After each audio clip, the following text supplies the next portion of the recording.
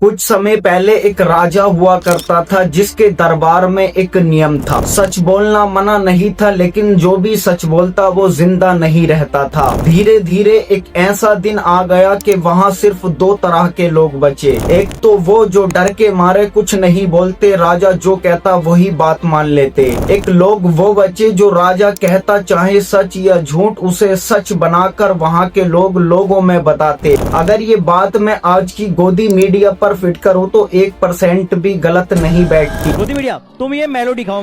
ये मेलोडी खाने के बाद में तुम्हें केवल और केवल मेरी अच्छाइयाँ बतानी है। एग्जाम्पल, बिहार के एक स्कूल में अचानक से 250 बच्चों की तबीयत खराब हो जाती है। उनको हॉस्पिटल ले जाया जाता है, चेकअप कराया जाता है। जैसे ही चेकअप की रिपोर्ट आती है तो रिपोर्ट के अंदर एक इतनी शॉकिंग बात लिखी थी। वहाँ के डॉक्टर जब उस रिपोर्ट में देखते हैं तो उनके होश उड़ जाते हैं। रिपोर्ट के अंदर लिखा हुआ था इन सभी बच्चों के अंदर एक जहर है, एक ऐसा जहर जो कि एक सांप के अंदर पाया जाता है या उस व्यक्ति के अंदर पाया जाता है जिसे सांप काट लेता है। अब सबसे हैरानी की बात यह है कि इतने बच्चों में ये सांप का जहर कैसे आया। तभी वहाँ के लोग स्कूल जाते हैं और जो बच्चों ने मिड डे मील खाया था उस मील को चेक करने लग जाते हैं तो उनके पतीले के अंदर एक सांप निकलता है।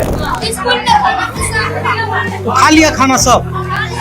स्कूल में बच्चों को भोजन परोसा गया, मिड डे मील में सांप की मौजूदगी। लेकिन सबसे बड़ी हैरानी की बात यह है कि आपको ये न्यूज किसी भी न्यूज चैनल पर देखने को नहीं मिली। कुछ दिन पहले नीट का पेपर लीक हो जाता है, लेकिन ये न्यूज आपको किसी भी गोदी मीडिया चैनल पर देखने को नहीं मिली होगी। ना ही कोई भी एंकर किसी बीजेपी नेता से या किसी सरकार में बैठे हुए व्यक्ति से सवाल करती हुई दिखी होगी। अगर न्यूज एंकर कुछ दिखा रहे थे तो उस टाइम वो दिखा रहे थे कि झालमुड़ी इतनी टेस्टी क्यों होती है। झालमुड़ी सिर्फ एक स्ट्रीट फूड नहीं है, ये एक इमोशन है, ये एक एहसास है। या फिर दिखा रहे थे कि मेलोडी इतनी चॉकलेटी क्यों होती है। एक पैकेट मेलोडी की कीमत तुम क्या जानो राहुल बाबू।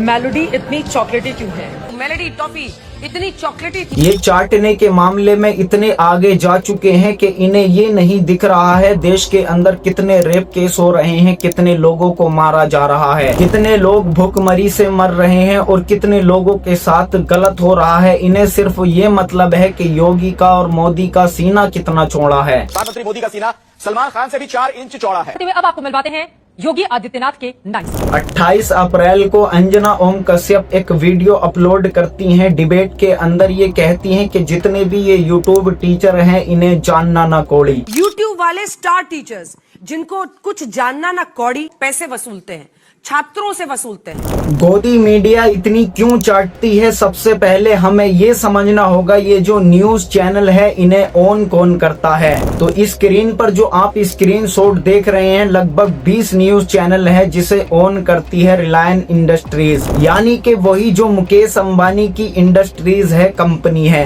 अब सबसे मेन पॉइंट आता है कि ये सरकार के दबाव में क्यों बोलते हैं और क्यों वही दिखाते हैं जो बीजेपी इनसे चाहती है। दरअसल इन्हें एक चीज का डर रहता है, अगर इन्होंने सरकार के खिलाफ सवाल किए या सरकार से सवाल किए तो इनका लाइसेंस रद्द कर दिया जाएगा, न्यूज एंकरों को न्यूज चैनल से निकाल दिया जाएगा। जैसे कि इस लिस्ट में पढ़ सकते हैं कई सारे जो न्यूज एंकर है जो सच के साथ खड़े हुए थे, उन्हें न्यूज चैनल छोड़ना पड़ा या उनको न्यूज चैनल से निकाल दिया गया। एक लड़की वीडियो अपलोड करती है, उसका पेपर होता है और पेपर के अंदर एक बार कोड दिया जाता है जिसे स्कैन करके उसकी जानकारी इकट्ठा कर सके। लेकिन लड़की जैसे ही उसे स्कैन करती है तो उसके बार कोड से दोस्तों गाना चलने लग जाता है, लेकिन ये दलाल मीडिया नहीं दिखाएगी। RSF नाम से एक संस्थान है जो दुनिया के 180 देशों की मीडिया को रैंकिंग देता है। RSF ने इंडियन मीडिया को 157वां स्थान दिया है और ये जो रेटिंग देता है इसी चीज को देखते हुए देता है कि वहाँ की मीडिया कितनी दलाली कर रही है, कितनी सरकार के दबाव में बोल रही है। यानी कि फुल दलाली करती है, फुल गोदी मीडिया है, फुल सरकार के दबाव में काम करती है। ये इसीलिए करते हैं, अगर इन्होंने ये सब नहीं किया तो इनकी स्पॉन्सरशिप रुक जाएगी, इन्हें पैसा नहीं मिलेगा। सारा खेल यहाँ पर पैसे का है और पैसा वही देते हैं जो सत्ता में बैठे हुए लोग हैं। तभी तो ये दिन रात उनकी चाटते रहते हैं और दिन रात उनके ही गीत गाते रहते हैं। इन्हें फर्क नहीं पड़ता देश की बेटियों के साथ क्या हो रहा है, देश के खिलाड़ियों के साथ क्या हो रहा है। अगर आपको इस वीडियो के अंदर एक भी बात सही लगी है तो कमेंट करके जरूर बताएं। चैनल को सब्सक्राइब जरूर से करें। मिलता हूं एक और वीडियो के साथ, तब तक के लिए take care and bye. Thank you so much for watching.